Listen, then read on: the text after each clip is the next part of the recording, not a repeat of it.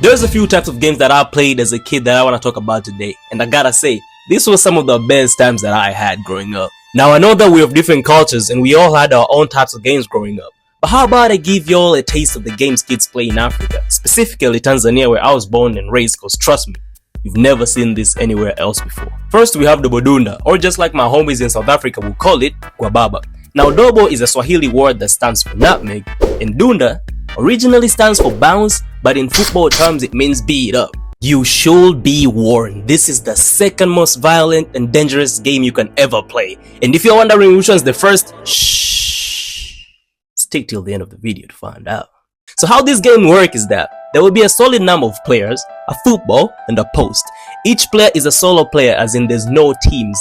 The goal of the game is to make sure that you nutmeg any and as much players as possible, but at the same time, you should avoid to get nutmegged yourself.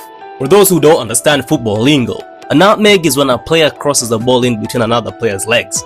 The reason as to why you should avoid a nutmeg at all costs is that when you get a nutmeg, each and every player will have full permission to beat up any part of your body until you are able to run away and make your way and touch the post. So from the jump, this already sounds like a red flag, but a boy's mind doesn't work like that.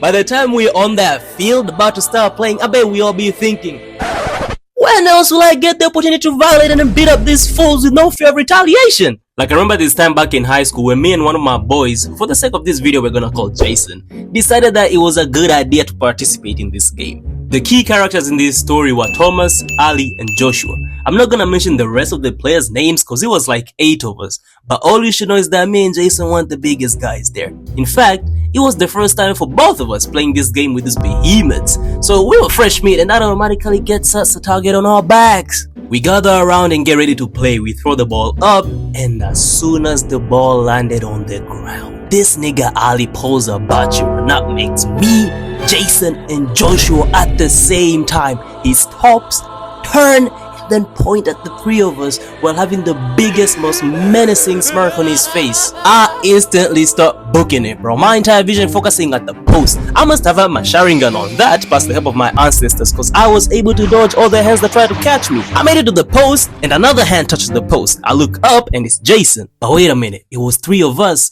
So I turn around and this nigga Thomas was holding Joshua as he was trying his level best to fight for his life, but it was too late cause the level of jumping that took place at this field was historic. Joshua got jumped so hard to the point that this guy stopped, walked away, and the game ended right then and there, leaving Joshua in the iconic Yamcha pose, tears coming out his eyes and all his pride stripped away from him. Second on the list is Ready. Now Ready is a game played by girls. What does the word mean? I don't know. What I know though is that its biggest spectators were boys. This game is similar to dodgeball, but it's not dodgeball. So you'd have one girl on one side and another girl on the opposite side, and as many match girls you want in the center.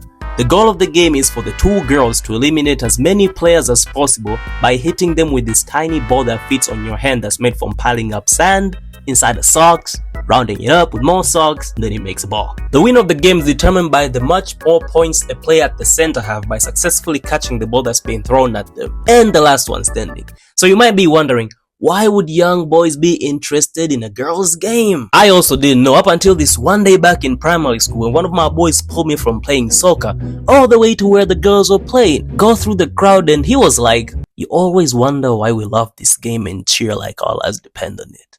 Watch.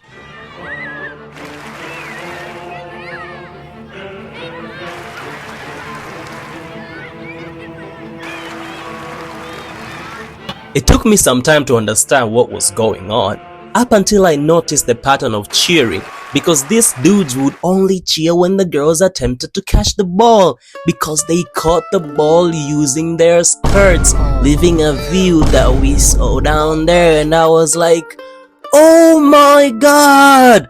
So this is why y'all love this game! Eventually the viewership of the male audience of this game started going down, and that's because the girl caught up to the scheme and updated the regulations of the game by tying their sweaters on their waist and using them instead of the skirt to catch the ball. Third on the list is Impira Visod. Impira means ball and Visoda means bottle tops. You see, while you are busy playing FIFA, or as they call it these days with this fraud of a name, FC, we had our own version of that, minus the console controller and the TV, of course. What we do is that we draw a soccer field on sand or concrete, arrange the bottle tops with different football formations just like how they do it in the beginning of every football match, and then place any tiny round seed and use it as a ball, and take rounds hitting this seed with the bottle tops till it reaches the opponent's goal and score. You see, I don't care what you think about sports, but there's a reason as to why football is the greatest game to ever exist. Because anything football related is always taken seriously. It's a life or death matter. Bro, I remember just how many rules we had for this game,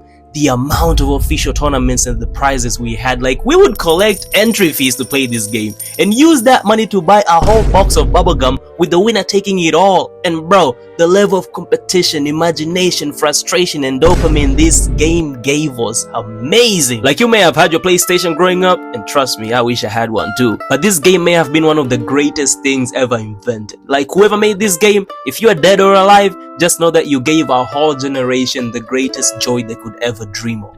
The last game on the list is by far the most dangerous game I done ever played as a kid. This game is so dangerous, I've never had a chance to know its name. So what happens here is that a bunch of y'all crash outs gather around and squat around the stick that is placed on a huge pile of sand. And what y'all do is that y'all randomly take out the sand, making sure that the stick doesn't fall.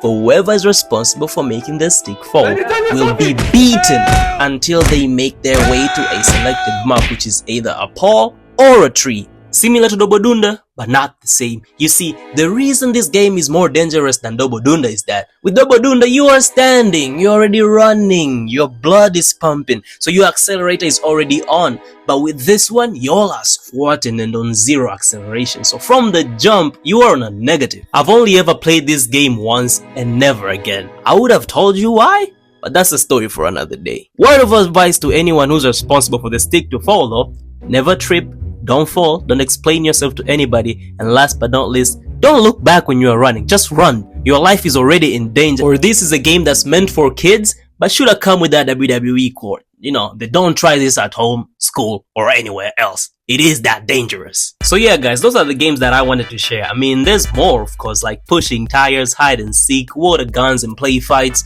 and so much more, but I'll save those for another day. Let me know down in the comments section what games you played as a kid, or the new games kids play these days, cause I'm kinda knocking on the unk status, goddamn man. Also, I would like to give a special shout out to all of y'all, man. Listen guys, you guys are the great, you guys are the best. I wanna say thank you so much. It's happening, like I'm seeing this community grow. You guys are sharing my videos, y'all is liking them too, man. Yo, what? Hey man, listen, thank you so much. Like, I'm just a dude, an artist making art, and y'all like my art, man. This really gives me joy, so thank you guys so much. Don't stop now, we gotta keep going though, so hit the like button, share the video, subscribe if you're new, and amen, stay safe in them streets. Von out.